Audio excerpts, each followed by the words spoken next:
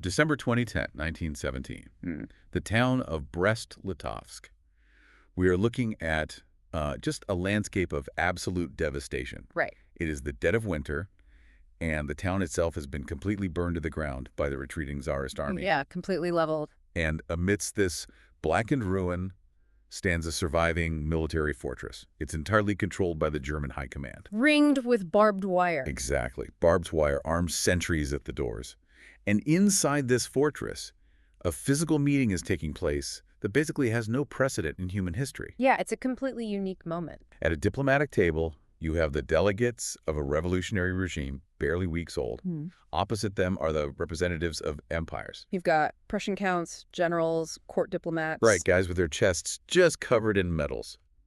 And staring back at them, across the table, is a delegation that includes, a worker, a peasant, a soldier, and Anastasia Bitsenko. Right, the woman who had served 11 years of hard labor for assassinating a Tsarist general. This is In Defense of October, Episode 2, Brest-Litovsk, Part 1, The Unanswered Question. The question this part takes up is, how did the Bolsheviks find themselves at the negotiating table with German imperialism, and what was the character of the negotiations themselves? We are not taking sides here. We are not endorsing the viewpoints of any political faction. We are examining the historical events and ideas as they are presented in the source material. So just to briskly bring you right into the context of this moment, we have just seen the establishment of the Soviet Republic. The initial revolutionary decrees have been passed, but the old Russian army has completely collapsed. The trenches are just empty.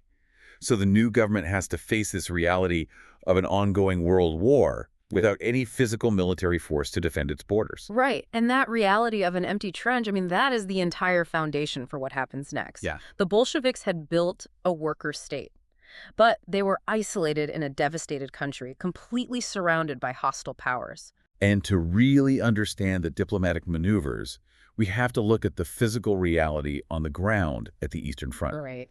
The soldiers are actively abandoning the war. They're voting with their feet. Exactly.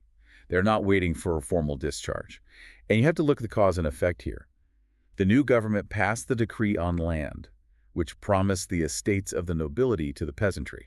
And the army was, overwhelmingly made up of peasant conscripts. Right. So if you are freezing in a muddy trench in the middle of winter, and you hear that the land back in your village is being redistributed right now, you're gonna leave. Staying at the front means you miss out entirely. So they're returning to their villages to claim that land. Mass desertion isn't just some abstract concept here. No. It's the defining geographic reality of the border. Quote, "Our sympathizers in the trenches could not muster up much of a protest against the monstrous demands of Germany because the trenches were almost deserted. The physical instrument of war had vanished." Yeah. Without that instrument of war, the reports coming back from the front are incredibly stark. Very bleak. We are talking about front representatives sending these desperate, panicked messages back to the Central Executive Committee in Petrograd regarding the absolute impossibility of continuing to fight. Right, delivering a clear message that the soldiers had reached their absolute physical limit. Right, and their psychological limit. Yeah. If anyone tried to order them back into the line of fire, the resulting backlash would just completely destroy the new government. We shouldn't be able to return to the trenches. They wouldn't understand us and would say that we were continuing to deceive them as Kerensky did. Military authority had entirely disintegrated. Wow. So think about what this means for a government trying to survive. Yeah. When a nation's borders become nothing more than lines on a map, undefended by a single soldier, traditional diplomacy becomes impossible. Right. It's like sitting down to a high-stakes poker game where everyone knows your chips are totally fake. Exactly. The Bolsheviks inherited this absolute military collapse. From 3 years of imperialist slaughter. Right, and from the criminal incompetence of the Tsarist regime. Plus, the provisional government's failures, like Kerensky's disastrous June offensive of 1917. Which is vital to lay out clearly. The charge that the Bolsheviks somehow magically destroyed a functioning army became the staple of counter-revolutionary propaganda. But the timeline strictly contradicts that. Right. The soldiers were not waiting for Bolshevik permission to go home. The Bolsheviks didn't create the collapse of the army, they just recognized it. And they acted on it almost immediately. On November 8, 1917, they issued the decree on peace. Let's really look at the mechanics of this decree, because it wasn't just a traditional diplomatic maneuver. No, it was an explicit recognition of their reality. The decree abolished secret diplomacy entirely. It published the secret treaties. Which is a massive breach of protocol for the time. Massive. By doing this, they exposed to the world all the backroom deals that the Tsarist and provisional governments had made with the Allied powers to divide up territories after the war. Right, and the theoretical shift here is profound. They were rejecting the very premise of bourgeois diplomacy, Right. where a small elite class negotiates the face of millions of people in secret rooms. Trading territories like currency. Exactly. And Lenin made it clear that while they couldn't just ignore the existing governments, they had an obligation to appeal to the everyday citizens at the same time. Right. So the decree appealed directly over the heads of the governments to the peoples of Britain, France, and Germany. The entire strategy relied on the workers of those countries following the Russian example to force their own governments to stop the war. But the response from the Allies in London and Paris was total silence. Complete silence. They completely ignored the decree, and then that silence was followed by direct threats. Yeah. General Dukhonin, the former Tsarist commander-in-chief, relayed a message from the Allies warning of, quote, the gravest consequences. They were essentially demanding that Russia continue to act as a sponge to absorb German bullets. Even with no functioning army. Right. When we overthrew our bourgeoisie, it was not to make our army shed its blood at the order of a foreign bourgeoisie. The commitment was to class solidarity over national borders. So, because the army had dissolved, and because the Allies resorted to threats rather than joining a general peace, the Bolsheviks were physically forced to the negotiating table. Yeah, on December 9th. Just to secure their sheer survival. Which brings us right back to that burned-out fortress at Brest-Litovsk. The contrast across that table is just stunning. It really is. On one side, you have General Max Hoffmann, Chief of Staff of the Eastern Front, this towering figure of Prussian militarism. Yeah. Next to him is Foreign Secretary Richard von Kuhlmann, a polished aristocratic diplomat. And Count Ottokar Czernin, representing the Austro-Hungarian Empire. Men representing centuries of entrenched hereditary power. Exactly. And sitting directly across from them are Adolf Joffe, Lev Karakan, a worker, a peasant, a soldier, and Anastasia Bitsenko. The circumstances of history willed that the delegates of the most revolutionary regime ever known to humanity should sit at the same diplomatic table with the representatives of the most reactionary caste among all the ruling classes. The historical contradiction in that room was absolute. And the initial atmosphere at these negotiations was incredibly bizarre. Very weird. The German diplomats actually attempted to wine and dine the Bolsheviks. Yeah, trying to create this sense of familiarity. Exactly. They assumed these new leaders could be bought or just assimilated into the traditional games of statecraft. But that dynamic ended abruptly. Very abruptly. When Leon Trotsky arrived to lead the Soviet delegation, he completely shut down the dinner party atmosphere. He recognized exactly what the German High Command was trying to do. He refused to be presented to Prince Leopold of Bavaria. He demanded separate meals for his delegation. Right. He insisted on strictly formal, cold relations. Yeah, because any appearance of fraternization with German generals would be weaponized against the Soviet Republic.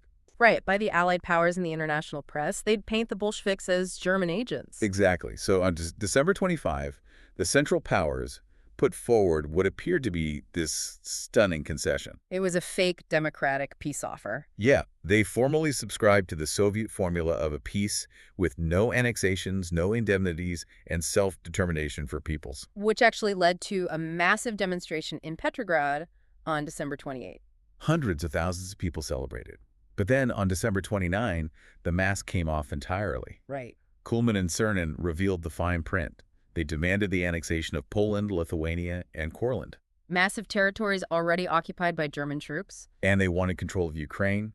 The self-determination they endorsed had a massive loophole. It meant self-determination strictly under the supervision of German bayonets. Exactly. Plus, sweeping economic concessions designed to reduce Russia to a permanent economic colony.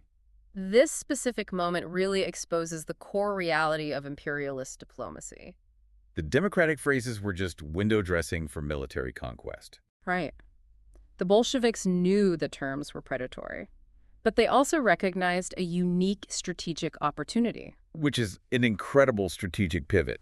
I mean, imagine entering negotiations where you have absolutely zero leverage. No chips left to play. Right. So you decide your actual negotiating partner isn't the guy sitting across the table from you. Right. Your actual negotiating partner is the millions of workers standing behind him.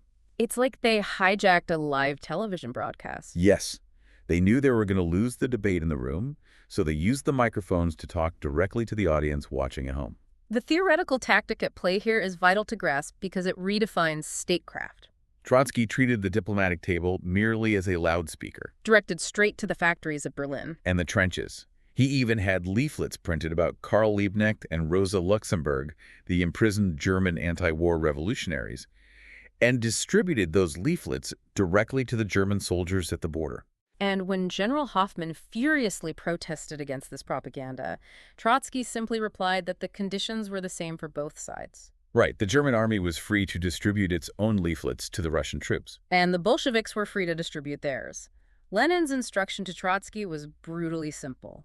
To delay negotiations, there must be someone physically present to do the delaying. And Trotsky was dispatched specifically to drag the process out. Right, to use the table to expose the predatory character of German imperialism to the workers of the world. But this strategy of appealing directly to the European workers brings us to the fatal obstacle in their path. The labor organizations in Europe. Exactly.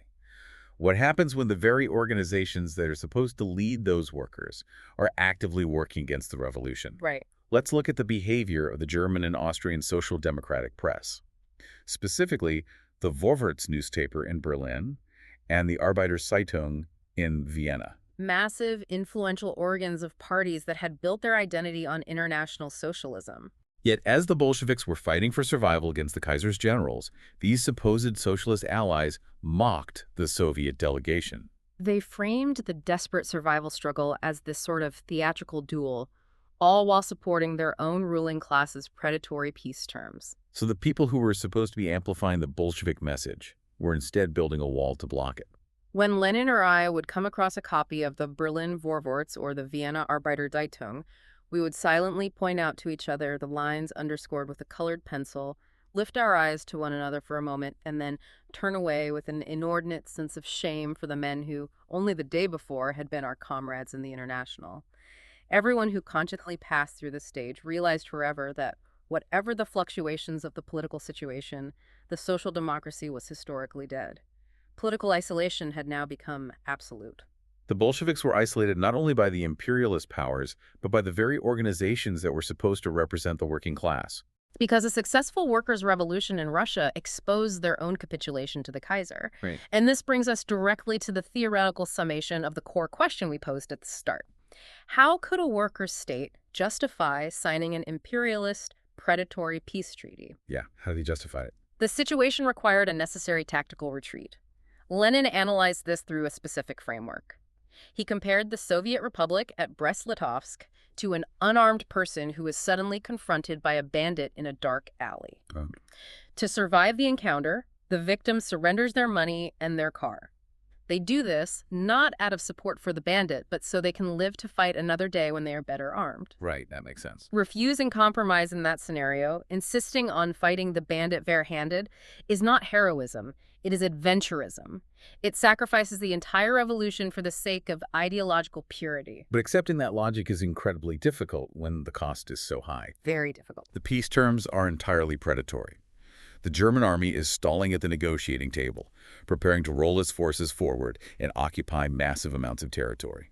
And inside the Bolshevik Party itself, a massive, explosive battle over this exact strategy is brewing. It pits the harsh, physical reality of a military collapse against the deepest principles of internationalism. The stakes could not possibly be higher. Exactly. Next time, we will explore exactly how the leadership fractured under this pressure in the three positions. Mm-hmm. But as we leave the burned, snow-covered ruins of Brest-Litovsk for today, consider this. We usually think of leverage in negotiations entirely in terms of physical assets, how many weapons you have, how much money you control. Right. But Brest-Litovsk poses a different model. When your physical assets are reduced to zero, your only remaining leverage is the clarity of your ideas and your ability to buy time. The ultimate test of statecraft might not be how you wield power when you have an army at your back, but how you survive the negotiating table when everyone in the room knows your trenches are empty.